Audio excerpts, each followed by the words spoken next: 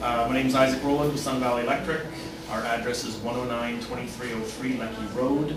Our phone number is 250-860-4402 and my cell phone number is 250-470-9104.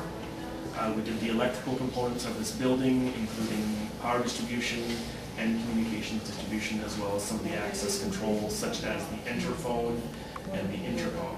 So anything to do with electricity except for security was done by us.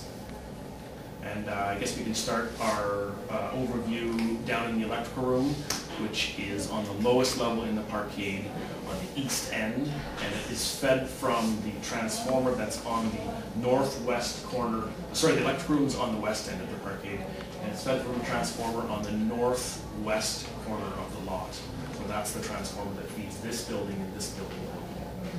Speak to those people directly. I know Warren. We're the maintenance department. Okay. Aaron's our maintenance supervisor. You haven't met him yet, so. Excellent.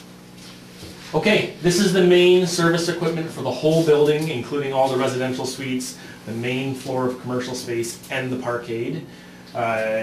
It's a 1200 amp service. This is the main switch right here. It's a fused disconnect, so it can blow fuses, not a reset breaker. Hopefully the fuse will never blow. Operation of this should be done by a qualified electrician, not someone in-house. That never gets touched. So in other words, it never gets touched. Main switch, these are the distribution switches throughout the building. These are for the meter stacks on the 3rd and 5th floor, and these are for the meter stacks on the main and the 4th floor. So these two switches shut down all your residential suites, and residential suites only. Third and fifth. The meter stacks are staggered, right? And we'll go over the meter stack distribution when we go up on those other floors. Now, when this says main, are you referring to actual main, or you're referring to second floor? The actual stacks are on the main floor, but they do the first floor of residential suites. All right. So if you turn this off, it shuts off So if I was to exclusively apartments, you still have all hallway You lights. still have all the hallway lights. Okay. Just the panels in the suites, and Oh, I each see. panel in the suite feeds all the loads in that suite, and no loads outside of that suite. So the hallway lights will stay on, fire alarm will stay on, everything will stay on except the suites will shut down. Okay. Again, do you have an electrician to shut that off, or can we? If you would have to shut this off, I would probably say you would be needing an electrician anyway. Definitely to turn it off. Anybody, it's same with the main. Anybody can turn it off. If there's a hazard, you turn it off. It's the turning back on that's the concern. Okay, yeah, I understand that. So yeah, residential suites, panel in residential suites times 72, right? I mean, the reality, we would never have to turn this off, because if we had a problem in suite, we'll have a main breaker for that. Yes. For that suite. And you'll have a main breaker for the suite in the meter stacks, and the meter stacks are distributed through the floors, right? These are the switches for all of the other loads in the buildings, the commercial loads, the parkade loads, and all the residential hallway loads. The label on here, panel A, refers to the panel designation that's labeled on the panel. So this is panel AA, you have breaker AA here.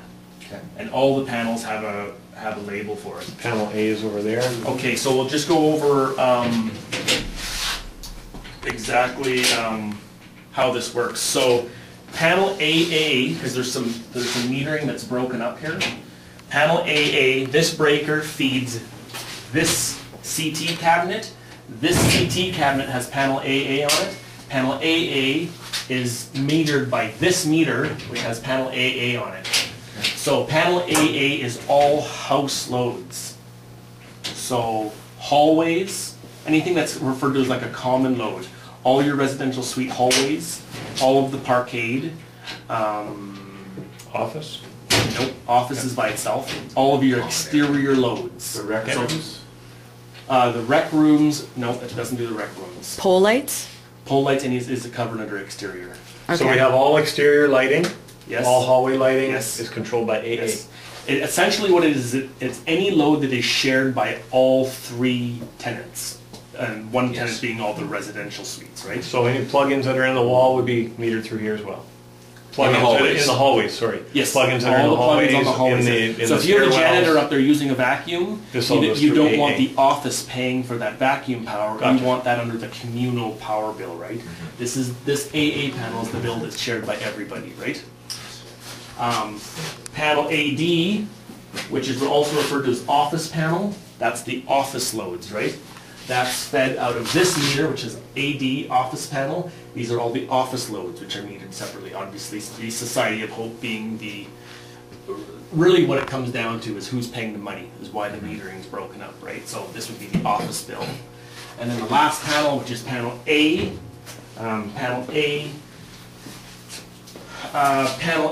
is all of the amenity loads.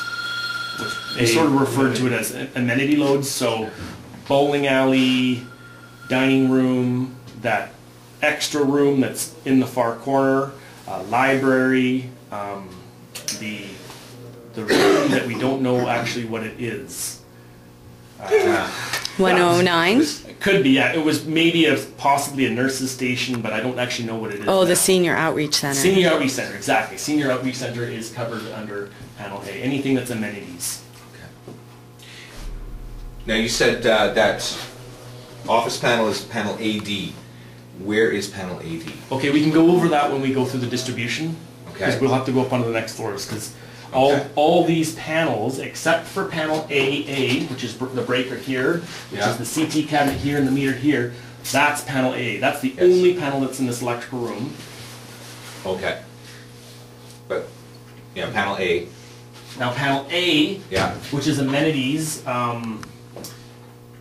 panel A is in the, it's a darn good question. Panel A, we'll have to look, I think panel A is in the, possibly the panel just off the bowling alley. So what's this box that you got your hand on right here then? What's inside it? So this these are all your breakers for the like for the bowling alley. Let's answer this one. Okay. Panel A, this panel A, which is amenities, has several sub-panels. One of them being just outside the bowling alley, one of them being in the back of the bowling alley, and I think one of them is even in the small electrical closet up here on the main floor, just off the Okay, entrance. So there's I gotcha. panel AE, AC, or AD, AC, and AE. There's So this three- controls your sub-panels Yeah, for this, panel A. yeah, this is all this panel does is do distribution to 3 other panels that are distributed throughout that whole main floor of amenities. Perfect. So when somebody steals the keys, what do we do? It's just a common Siemens key, so if you don't have one, They're all the I've same, right? seen your guys' keychains. You'll have one on it. Are they all keyed the same? Yeah. Okay, so it's not panel A has one key, No, panel no, B, they're all Siemens keys. So. And the reality is in this room, it's a locked room. There's only a few panels that really should be locked, and probably the only one that actually really should be locked is the one that's outside the bowling alley.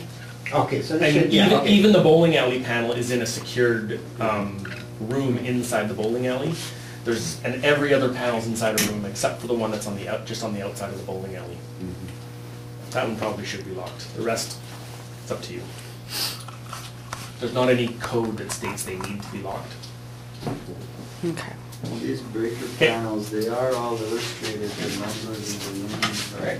Oh yeah, maybe we should just briefly go over how you read the panel breaker, because it does confuse a lot of people.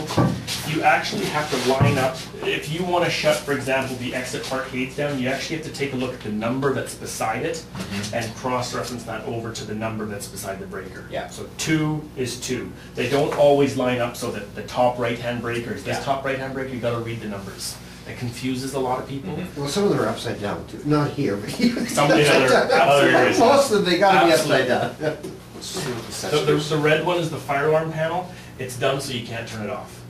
Okay, You can't turn off the fire alarm panel, and this set screw prevents you from being able to flick it off. good. Okay, That's code.